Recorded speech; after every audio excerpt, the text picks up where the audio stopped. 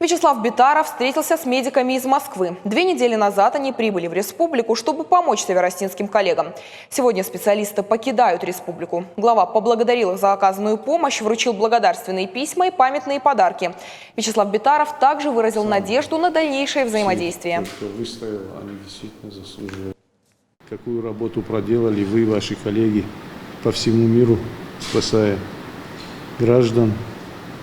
Мы у себя в республике тоже в этом убедились и, к сожалению, потеряли немало и коллег ваших, которые были на передовой. Поэтому хотел спасибо сказать вам за вашу работу. И, конечно же, отдельно поблагодарить вас за то, что вы прибыли к нам в республику, за то, что все это время оказываете помощь нашим гражданам.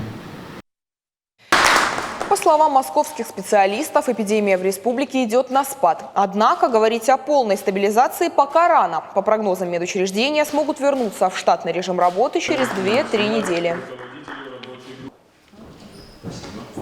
Я думаю, что мы можем не сдать, а спокойно уехать, не планируя уже следующие бригады, поскольку больных становится все меньше. Коллеги прекрасно осведомлены, компетентны в тактике ведения этих пациентов. Некоторые вещи, которые мы отработали совместно, они продолжают работать, делать, и я не вижу необходимости в последующей, если потребуется, конечно, приедем.